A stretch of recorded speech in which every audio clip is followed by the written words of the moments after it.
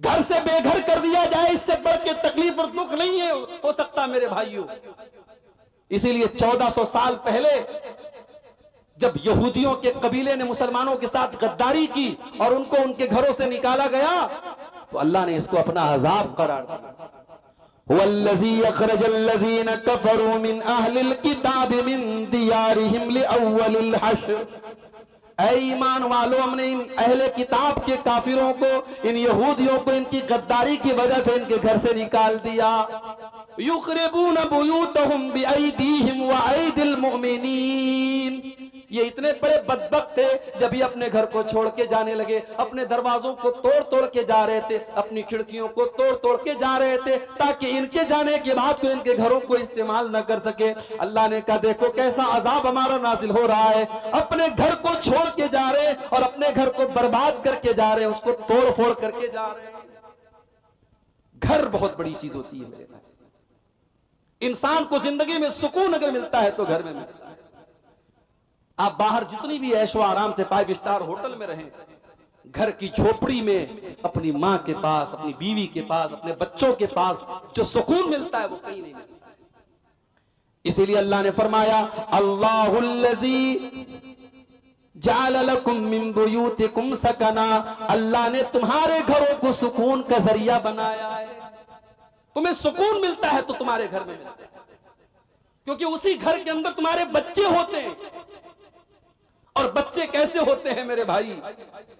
अल्लाह के प्यारे नबी मिंबर पे खुतबा दे रहे हैं, जुमा का खुतबा दे रहे हैं। आपके नवासे हजरत हसन और हुसैन सुर्ख रंग का, जिस रंग का मैं इस वक्त भी आपके सामने ब्लेजर पहने हूं, जैकेट पहने हूं, यही सुर्ख रंग था, लाल रंग था। उसी लाल रंग का जोड़ा पहन करके अल्लाह के प्यारे नबी के ये बच्चे और नवासे मस्जिद में दाखिल हुए। और ये गिरते पड़ते मासूम बच्चे हैं, 4-5 साल के, ये फिसलते हुए नबी अकरम के सामने आते हैं। अल्लाह के प्यारे नबी अपने जुमा का खुतबा रोक देते हैं, अपने दोनों नवासों को अपनी गोद में उठाते हैं, अपना खुतबा रोक करके अपने बच्चों को गोद में उठाते हैं और कहते हैं ओ लोगों, अल्लाह ने कुरान में कितनी सच्ची बात कही है, इन्नमा अमवालुकुम व औलादुकुम फितना। ओ लोगों, तुम्हारा माल बहुत बड़ा फितना है और तुम्हारी औलाद बहुत बड़ा फितना है। ओ लोगों, अपने इन नवासों को देख करके मोहम्मद रसूलुल्लाह अपने ऊपर कंट्रोल न कर सके, अपना खुतबा रोक करके अपने बच्चों को दुलार करने लगे। बच्चे तो वो चीज होते हैं मेरे। अल्लाह के नबी एक मर्तबा हजरत हसन को चूम रहे थे। एक देहाती बैठा था, उसने कहा आए अल्लाह के नबी आप बच्चों को चूम रहे हैं? आपने फरमाया क्यों? उसने कहा इन्नली अशरतम मिनल औलाद, मेरे 10 बच्चे, मैंने आज तक कभी किसी बच्चे को नहीं चूमा, किसी बच्चे को प्यार नहीं किया। अल्लाह के नबी ने फरमाया अवला अमलिकु इन नज़अल्लाहु मिन क़ल्बिका रहमा, अगर अल्लाह ने तेरे दिल से रहम निकाल दिया है तो मैं क्या करूं? बच्चों से प्यार करना, बच्चों को चूमना, बच्चों को गोद लेना, बच्चों को खिलाना, ये मेरे नबी की सीरत है मेरे।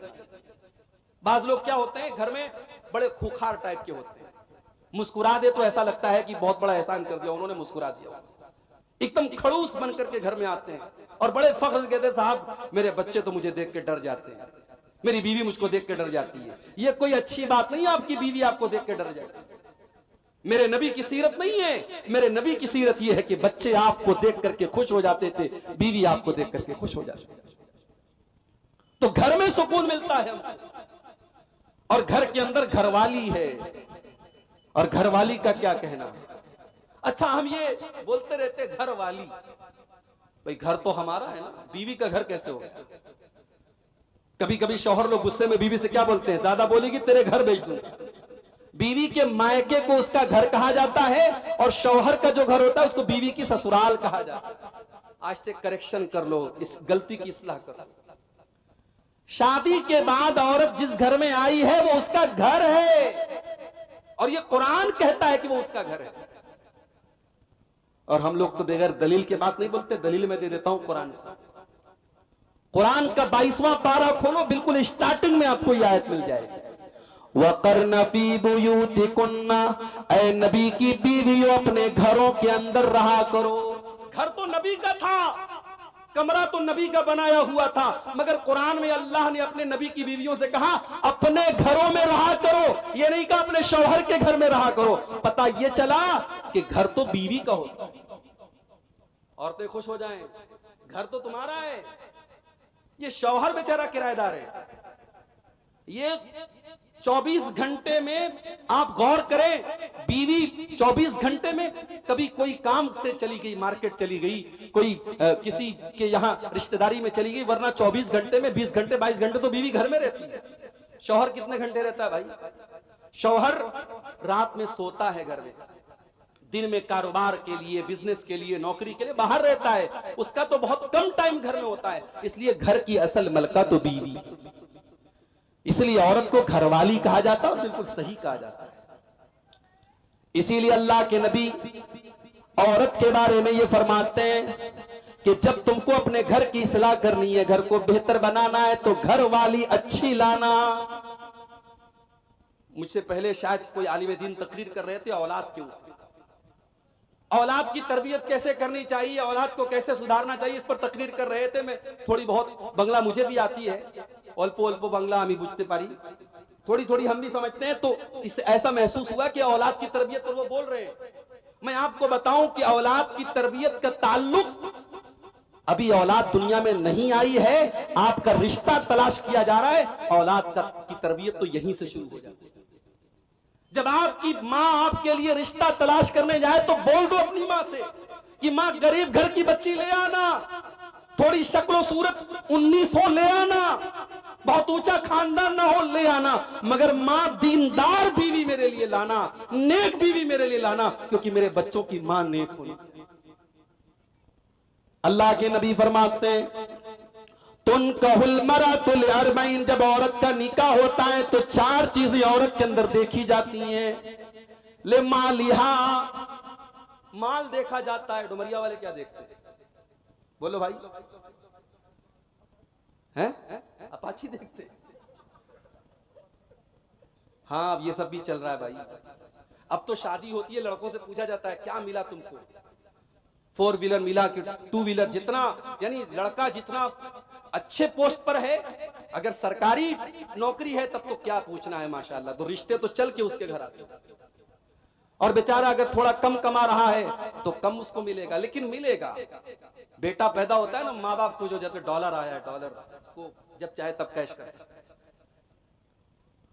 माल, आज लड़कियों और लड़कों की शादी को हमने तिजारत बना दिया, सौदा हो रहा है लड़कों का।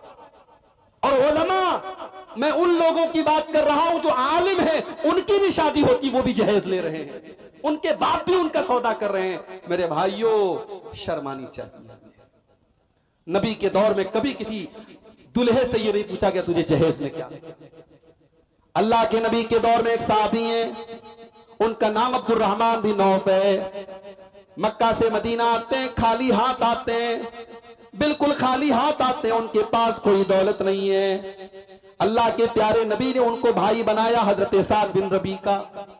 साद बिन रबी अंसारी साहबी, हजरत अब्दुर्रहमान मुहाजिर साहबी, अल्लाह के रसूल सल्लल्लाहु अलैहि वसल्लम ने दोनों का हाथ पकड़ करके भाई भाई बना दिया। अब जरा गौर से सुनना मेरे भाइयों, कितने खुददार थे साहबा। हमें तो अगर फ्री में कोई माल मिले हम तो लूटने के लिए तैयार हो जाते हैं। साहबा कितने खुददार थे, जरा अंदाजा लगाओ मेरे भाइयों।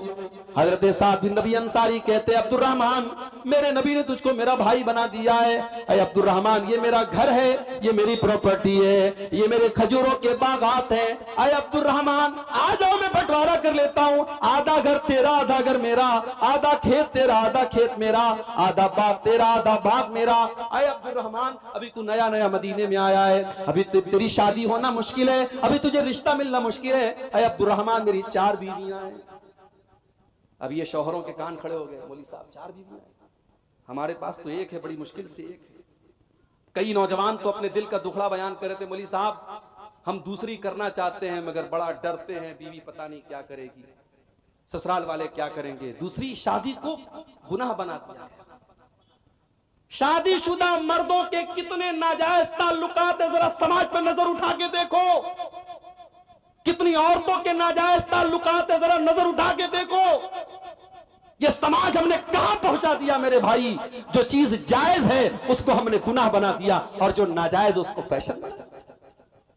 अगर कोई मर्द इस लायक है कि उसके पास ताकत है, उसके पास दौलत है, वो दो बीवियों को रख सकता है, उनके दरमियान इंसाफ कर सकता है, तुम कौन होते हो रोकने? आपने उसको जुर्म बना दिया, गुनाह बना दिया। मुझे तो सहाबे किराम की फहरिस्त में कोई सहाबी ऐसे नजर नहीं आते जिनकी सिर्फ एक बीवी हो। सहाबा क्या आम था, 2, 3, 4 निकाह वो किया करते थे। हमारे यहां गुनाह बना दिया गया मेरे। और बीवियां, औरतें माशाअल्लाह, उनको तो इतना निगेटिव उनके दिमाग में डाल दिया गया, अरे तेरी सौतन आ जाएगी तो तेरा सब कुछ बढ़ जाएगा, तेरा घर बढ़ जाएगा, फिर शौहर तुझसे मोहब्बत नहीं करेगा। यहां तक बीवियां कह देती हैं कि अगर आप मुझसे सच्ची मोहब्बत करते हैं आप कभी दूसरी शादी का नाम मत लीजिएगा। और जब उनसे यह कहा जाता है कि अल्लाह के रसूल सल्लल्लाहु अलैहि वसल्लम ने 1 से ज्यादा निकाह किया है, क्या अल्लाह के नबी हजरत आयशा से मोहब्बत नहीं करते थे? क्या अल्लाह के नबी अपनी बीवियों से मोहब्बत नहीं करते थे? तो कहती है वो नबी की बात थी, उनकी बात थी।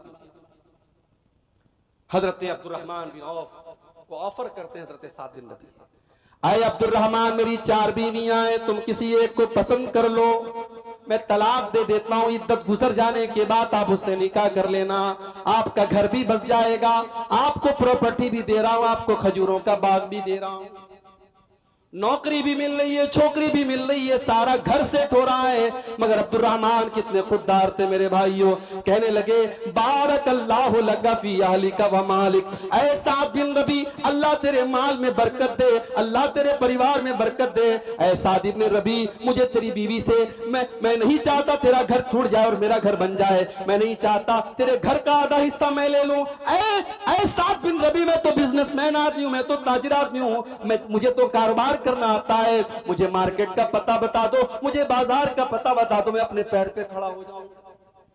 और दुनिया की नजरों ने देखा अब्दुर्रहमान बिन औफ ने हलाल बिजनेस किया, हलाल तिजारत की, घी और पनीर का कारोबार उन्होंने शुरू किया और कुछ दिनों में अल्लाह ने इतनी बरकत दी, उन्होंने एक अंसारी लड़की से शादी की। और जब शादी की तो बीवी को मेहर में उन्होंने क्या दिया? सोने की खजूर की गुठली के बराबर उन्होंने सोना दिया। और उस जमाने में शादी होती थी तो औरतें खुशबू लगाती थी, वो जर्द रंग की खुशबू होती थी, और अगर दुल्हा के कपड़े पर वो खुशबू मिल जाए तो समझ जाओ उसकी शादी। जैसे हमारे यहाँ आजकल हल्दी लगाई जाती है, शादी के पहले हल्दी की बाकायदा अब तो रस्म होने लगी है। पता नहीं आपके इलाके में क्या हाल है, अब कहीं कहीं बाकायदा हल्दी के नाम से फंक्शन होता है, लड़के लड़कियां हल्दी रंग का कपड़ा पहनते, हराम है ये गैरों की मुशाबाहत है। जाके इंटरनेट पर सर्च कर लो, ये हल्दी का ताल्लुक ये बाकायदा एक मजहब से है, एक मजहब के अंदर उसको पवित्र बताया गया, उसको मुबारक बताया गया है। अगर ये समझ कर कि आप हल्दी लगा रहे हैं तो फिर ये हराम हो जाएगा मेरे भाई। और आप बाकायदा उससे फंक्शन बना के कर रहे हैं, उसमें नाच गाना तक भी हो रहा है।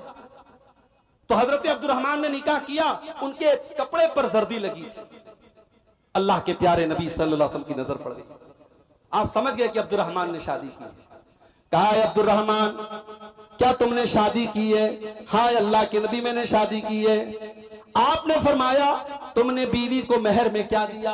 देखो नबी का सवाल देखो, नबी ने ये नहीं पूछा तुमको जहेज में क्या मिला, क्योंकि साहबा के दौर में जहेज का कोई तसव्वुर ही नहीं था, वो खुददार लोग थे, वो आज हमारी तरह भिखारी नहीं थे मेरे भाइयों। वो नौजवान कितना बड़ा भिखारी है, वो अच्छी नौकरी कर रहा है, अच्छा पैसा कमा रहा है, मगर वो इतना बड़ा भिखारी है, जब तक ससुराल से बेड न मिले वो रात में सोएगा नहीं, जब तक ससुराल से फ्रिज न मिले वो ठंडा पानी न पिएगा, जब तक ससुराल से उसको गाड़ी न मिले वो रोड पर गाड़ी न चलाएगा। अरे तू इतने पैसे कमाने के बावजूद एक नंबर का तो भिखारी बना हुआ है। अल्लाह के नबी अपने साहबी से सवाल करते हैं तूने अपनी बीवी को मेहर में क्या दिया? फरमाया नवातम मिन ज़हब, ऐ अल्लाह के रसूल मैंने अपनी बीवी को खजूर की गुठली के बराबर सोना दिया है। तो जब शादी करते हैं तो लोग माल देखते हैं, वह जमालिहा, और कुछ लोगों की नजर खूबसूरती पर होती है। माँ चाहती है मेरी बहू ऐसी आए, पूरे गांव में पूरे इलाके में तारीफ हो, बहुत खूबसूरत बहू आई है। सिर्फ खूबसूरती देखी जाती है, सिर्फ रंग देखा जाता है। अगर अच्छी लड़की देख के आए, सब कुछ अच्छा है, दीनदार है, नमाजी है, पर्दा करने वाली है, लेकिन रंग थोड़ा सा दबा है, तो माँ करके कहती है रिश्ता तो बहुत अच्छा था, लेकिन लड़की का रंग थोड़ा सा दबा हुआ था, लड़की की हाइट थोड़ी सी कम थी। ओ लोगों, इन छोटी छोटी चीजों को तवज्जो न दो। वो लड़की जिसकी हाइट थोड़ी कम है, उसको भी अल्लाह ने बनाया है। जिसका रंग थोड़ा सा दबा हुआ है, उसको भी अल्लाह ने बनाया है। अगर वो दीनदार है, पढ़ी लिखी है, खूबसूरत है, अगर वो लड़की अच्छे खानदान की है, उसकी दीनदारी को देख करके उससे निकाह कर लो। उस छोटी सी बुनियाद पर उसके रिश्ते को रिजेक्ट मत करो। अल्लाह के नबी कहते कुछ लोग खूबसूरती देखते और कुछ लोग वाले हसबिहा, उसका खानदान देखते हैं, हमारी बिरादरी से मैच करती है कि नहीं, हमारे कबीले से मैच करती है कि नहीं, जिस खानदान से हम उस खानदान से मैच करती है कि नहीं। वाले दीनिहा, और कुछ लोग लड़की की दीनदारी देखा करते हैं। अल्लाह के नबी फरमाते फज़फर बिज़ातिद्दीन, जब तुम लड़की देखने जाओ तो दीनदार लड़की देखो, दीनदार बीवी अपने घर में लेके आओ, तुम कामयाब हो जाओ। घर को जहन्नम से बचाना है, बच्चों को जहन्नम से बचाना है, तो रिश्तों में मेरे भाइयों दीनदारी। और जब लड़की के लिए लड़का देखने जाओ तब भी दीनदारी। और मैं एक बड़ी पॉइंट की बात बता रहा हूं अपनी बहनों से, किसी बेदीन से शादी करने से बेहतर है, किसी बेदीन की एकलौती बीवी बनने से बेहतर है किसी दीनदार की एक और दूसरी बीवी बन जाए, तीसरी बन जाए। वो इंसान जिसके पास दीन नहीं है, जिसके पास अखलाक नहीं है, वो आज नहीं तो कल तुम्हें पछताने पर मजबूर है। इमाम हसन बसरी के पास एक आदमी आया, उसने कहा इमाम साहब मेरी बेटी बहुत खूबसूरत है, बहुत अच्छी है, पढ़ी लिखी है, कसूरा खुत्ताब हुआ, मेरी लड़की के लिए बहुत सारे रिश्ते आ रहे हैं, मैं अपनी बेटी की शादी किससे करूं? गौर से सुनना, इमाम हसन बसरी जवाब देते हैं कि अपनी बेटी की शादी ज़व्विजहत तक़ी, अपनी बेटी की शादी किसी मुत्तकी इंसान से कर दो, किसी ऐसे इंसान से कर दो जो मुत्तकी हो, जो परहेजगार हो, जो अल्लाह से डरने वाला हो। क्योंकि ऐसा इंसान जब तुम्हारी बेटी से शादी करेगा, इन अहब्बहा अकरमहा, अगर तुम्हारी बेटी से मोहब्बत करेगा तो इज्जत देगा, वह इन करिहा, और अगर किसी वजह से मियाँ बीवी में निभाव ना हो सका, अगर मियाँ बीवी में मोहब्बत ना हो सकी, तो आपकी बेटी को वो जलील नहीं करेगा। दीनदार इंसान को अपना दामाद बनाता। इसीलिए अल्लाह के प्यारे नबी फरमाते हैं इज़ा खतब इलैकुम मिम्मन तरज़ौन दीनहु व खुल्क़हु, जब तुम्हारी बेटी के लिए ऐसा रिश्ता आए, लड़का दीनदार है, लड़का अच्छी अखलाक वाला है, फज़व्विजूहु, तो जल्दी से निकाह कर दो। ये मत देखो कि ज्यादा कमाता है कि नहीं कमाता है, हमारे बराबर के लोग हैं कि नहीं, पक्का मकान बनाए कि नहीं बनाए, सरकारी नौकरी है कि नहीं है। अगर लड़का दीनदार है, अगर लड़का अच्छी अखलाक वाला है, अपनी बेटी की शादी उस लड़के से कर दो। इल्ला तफालू, अगर तुम ऐसा नहीं करोगे, तकुन फितनतुन फिल अर्दी व फसादुन अरीज़, तो जमीन के अंदर फितना और फसाद फैल जाएगा। और फसाद आज फैल चुका है।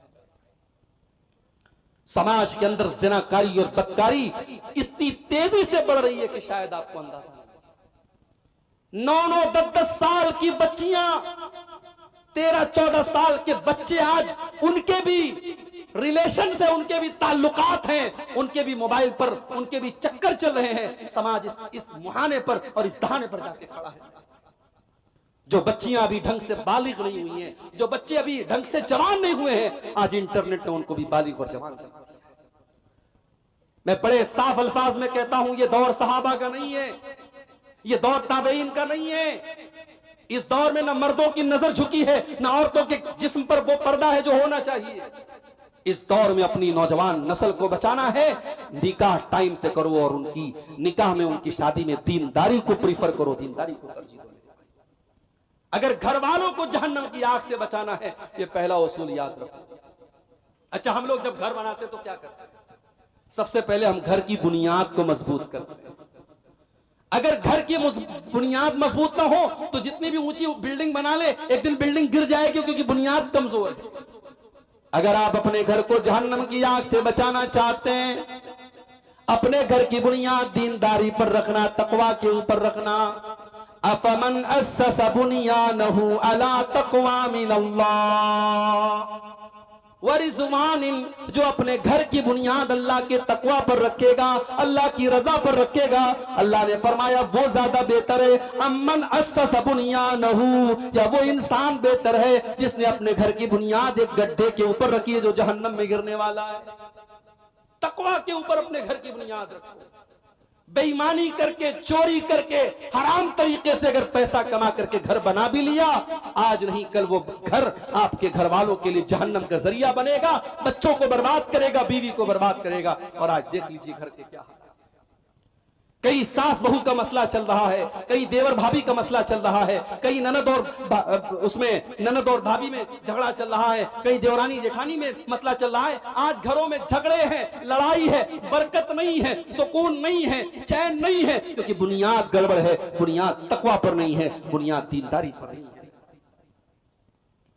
अगर घर वालों को जहन्नम की आग से बचाना है, घर के गार्जियन को चाहिए कि वो अपनी जिम्मेदारी को समझे। रात को 12 बजे लड़का अगर घर में आ रहा है, बाप की जिम्मेदारी है पूछे तू कहां था। रात को जो लड़का 12 बजे आएगा, सुबह 5 बजे फजर की अजान में उसकी नींद कैसे खुलेगी। जवान बेटी रात को 2 बजे व्हाट्सएप पर चैटिंग कर रही है, मां की जिम्मेदारी है वो देखे वो किससे बातें कर रही है रात को 2 बजे। कौन सी ऐसी बात है जो रात को 2 बजे हो रही है।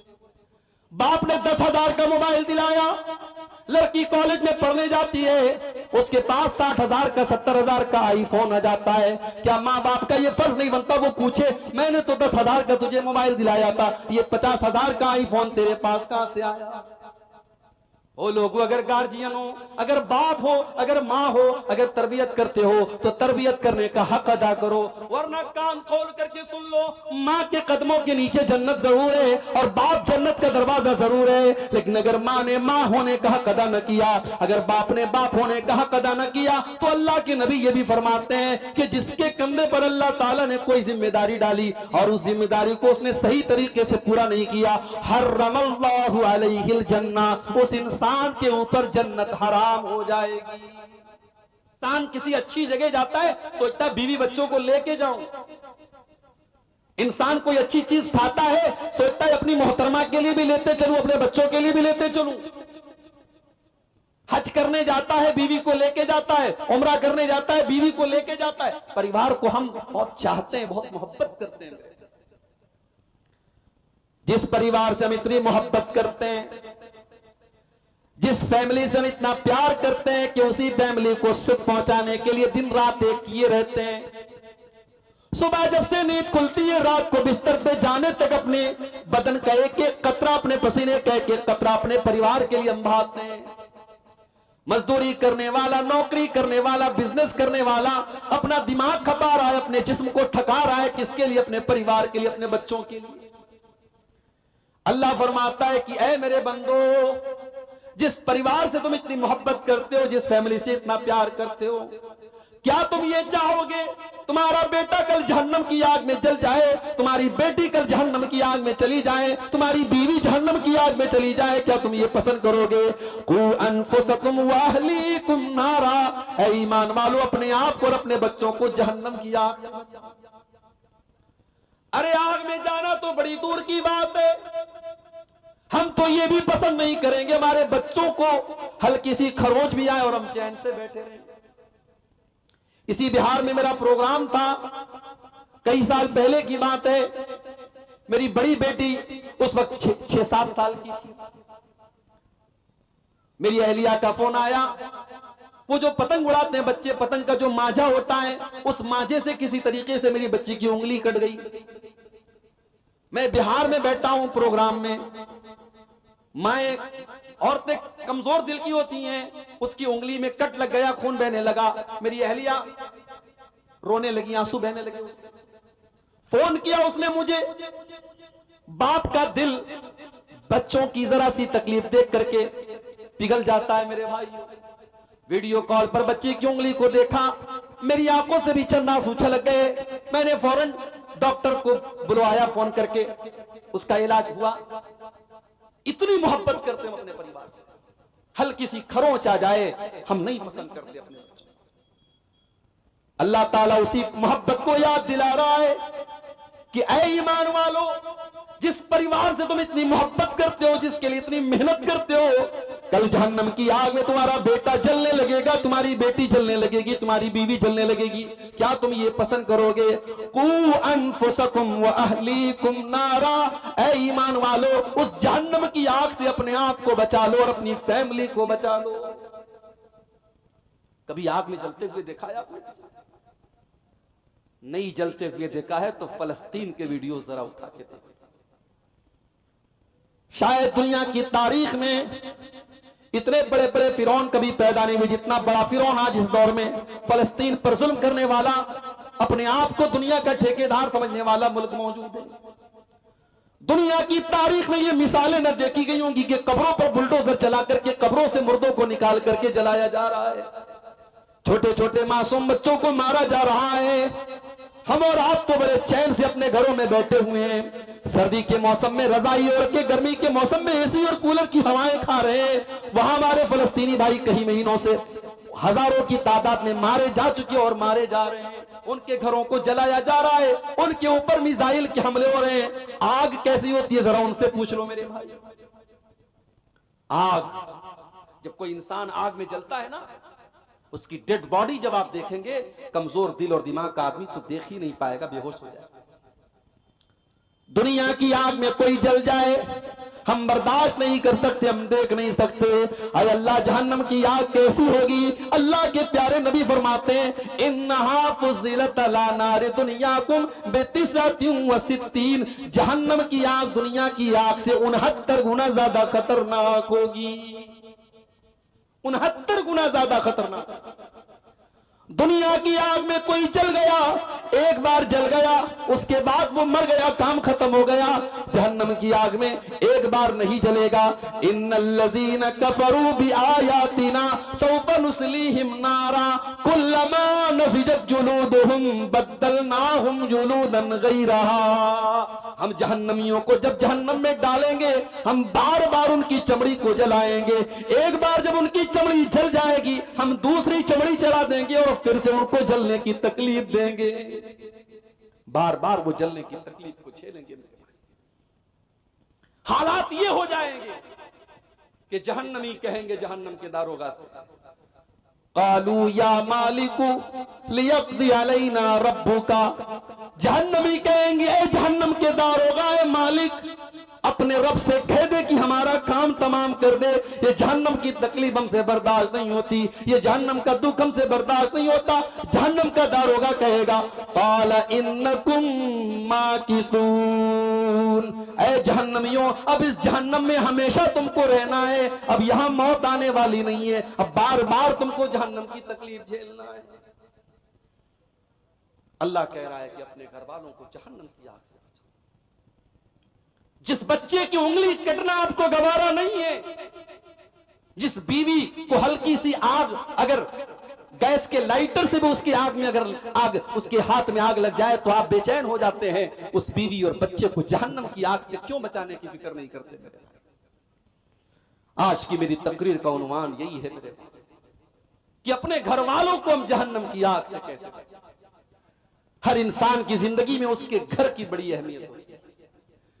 अल्लाह न करे कोई अपने घर से बेघर हो जाए। तैयारियां तो कुछ ऐसी ही चल रही हैं, एक मखसूस मजहब के लोगों को आगे चल करके बहुत बुरी तरीके से टारगेट करने की तैयारियां चल रही हैं। अल्लाह हम सब की हिफाजत फरमाए। घर से व अशहदु अन्ना मुहम्मदन अब्दुहु व रसूलुहु या अय्युहल्लज़ीना आमनुत्तक़ुल्लाह हक़्क़ तुक़ातिही वला तमूतुन्न इल्ला व अंतुम मुस्लिमून। या अय्युहन्नासुत्तक़ू रब्बकुमुल्लज़ी ख़लक़कुम मिन नफ़्सिन वाहिदह व ख़लक़ मिन्हा ज़ौजहा व बत्त मिन्हुमा रिजालन कसीरन व निसाअ वत्तक़ुल्लाहल्लज़ी तसाअलून बिही वल अरहाम इन्नल्लाह काना अलैकुम रक़ीबा। या अय्युहल्लदीना आमनुत्तकुल्लाह वक़ूलू क़ौलन सदीदा युस्लिह लकुम अअमालकुम व यग़फिर लकुम ज़ुनूबकुम व मन युतिइल्लाह व रसूलहू फ़क़द फ़ाज़ फ़ौज़न अज़ीमा। अम्मा बादु फ़इन्न खैरल हदीस किताबुल्लाह व खैरल हदी हदी मुहम्मदिन सल्लल्लाहु अलैहि वसल्लम व शर्रल उमूरि मुहदसातुहा व कुल्ल मुहदसतिन बिदअह व कुल्ल बिदअतिन ज़लालह व कुल्ल ज़लालतिन फिन्नार। अऊज़ु बिल्लाहि मिनश शैतानिर रजीम। बिस्मिल्लाहिर रहमानिर रहीम।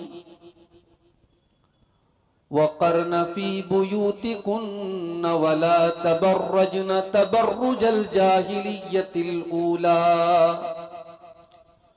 व अक़िम्नस्सलात व आतीनज़्ज़कात व अतिअनाल्लाह व रसूलह इन्नमा युरीदुल्लाहु लियुज़हिबा अन्कुमुर रिज्स अहलल बैत व युतहिरकुम तत्हीरा।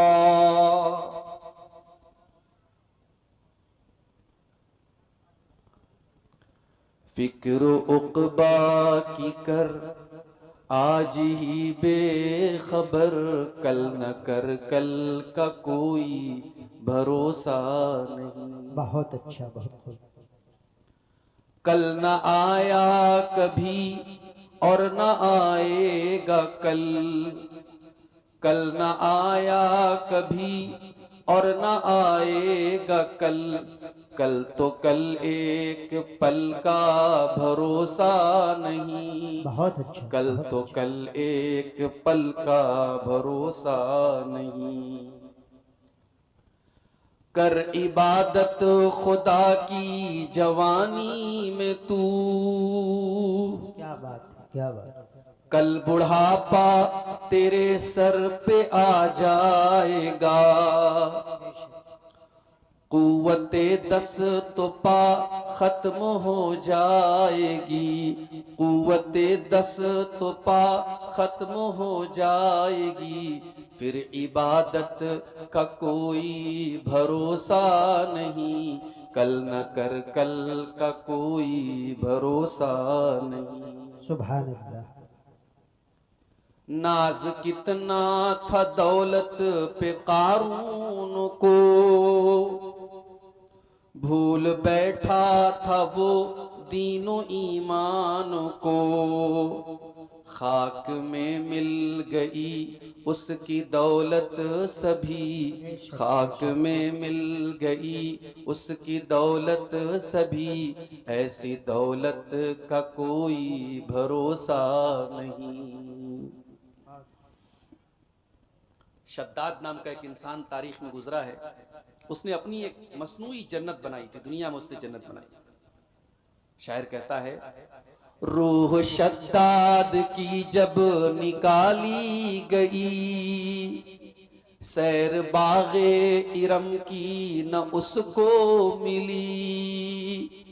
हाथ मलता गया और ये कहता गया, हाथ मलता गया और ये कहता गया, ऐसी जन्नत का कोई भरोसा नहीं। कल न कर कल का कोई भरोसा नहीं। आज 2023 की आखिरी रात है। आज रात पूरी दुनिया में जितनी शराब पी जाएगी, जितना जिना होगा, जितनी हराम कारियां होंगी, शायद साल में कभी नहीं। जबकि इंसान को ये मालूम नहीं है कि वो आज की रात पूरी गुजार सकेगा कि नहीं। वो अगले एक मिनट, अगले एक घंटे की गारंटी नहीं ले सकता। और इंसान नया साल मना रहा है। ये आखिरी शेर खास तौर से समाज फरमाए, हमने माना अजल आएगी एक दिन, हमने माना अजल आएगी एक दिन, क्या पता कब कहाँ रूह परवाज हो। हमने माना अजल आएगी एक दिन, क्या पता कब कहाँ रूह परवाज हो। क्या पता कब कहाँ रूह परवाज हो। है मुकद्दर तो मिल जाए 2 गज जमीन, है मुकद्दर तो मिल जाए 2 गज जमीन, वरना तुर्बत का कोई भरोसा नहीं। फिक्र उक़बा की कर आज ही बेखबर, कल न कर कल का कोई भरोसा नहीं। सदर मोहतरम, उलमाए किराम, मोहतरम बुजुर्गों, नौजवान साथियों, माँ और बहनों, प्यारे बच्चों, रात के तकरीबन 1:45 बज रहे हैं और सर्दी उम्मीद से ज्यादा है। जबरदस्त कोहरा पड़ रहा है, लेकिन ये आप हजरात की दीन से मोहब्बत है, उलमा से मोहब्बत है, कुरान और सुन्नत से मोहब्बत है कि आप हजरात इतनी तकलीफ और सर्दी उठा करके भी पिंडाल के नीचे बैठे, और हमारी माएँ बहनें भी अच्छी खासी तादाद में बैठी हैं। अल्लाह ताला हम सब की इस हाजिरी को कबूल फरमाए। अब तक उलमा ने जो बयानात किए हैं, अल्लाह ताला उन बातों पर हम सबको अमल की तौफीक अता फरमाए और हम सबको कहने सुनने से ज्यादा अमल की तौफीक। मेरे भाइयों, आज की तकरीर मैं कुरान करीम की एक आयत से शुरू करना चाहता हूं।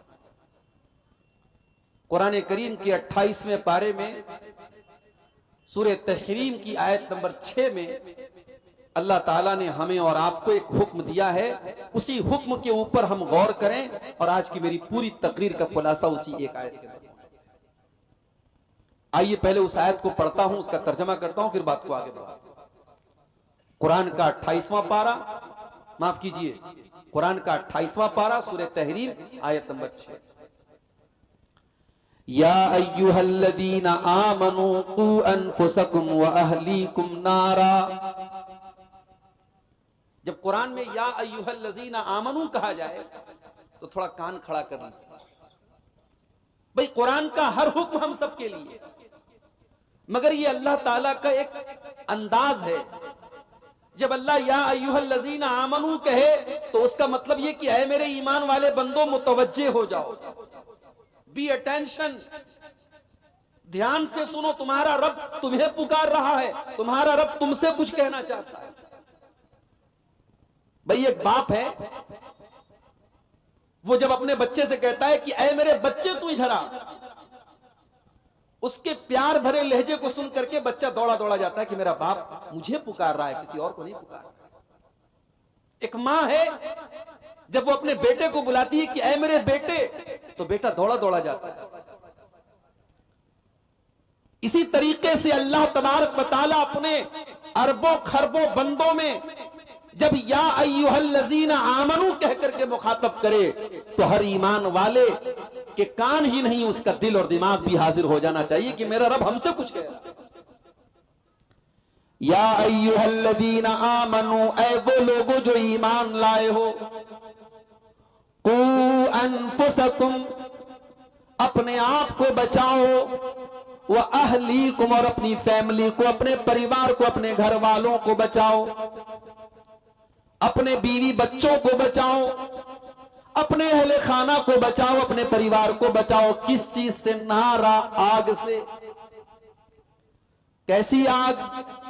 फरमाया वक़ूदुहन्नास वल हिजारा, ऐसी आग से बचाओ जिस आग का ईंधन इंसान और पत्थर होंगे। वो पेट्रोल से नहीं जलेगी, वो डीजल से नहीं जलेगी, वो कोयले से नहीं जलेगी, वो लकड़ियों से नहीं जलेगी। वक़ूदुहन्नास वल हिजारा, उस आग का ईंधन इंसान और पत्थर होंगे। आए अल्लाह, दुनिया में हम बहुत दौलत वाले थे, अगर किसी गैर कानूनी काम में पुलिस वाले पकड़ के लेके चले जाते थे, हम रिश्वत दे करके छूट जाया करते थे। अदालत तक मामला पहुंचता था, हम अदालतों में जाकर के वकीलों से बात करके सेटिंग कर लिया करते थे। अगर और ऊपर के लेवल का मामला आता था, हम जज से सौदेबाजी कर लेते थे। आए अल्लाह, ये तेरी जेल है, ये तेरी सजा है जहन्नम।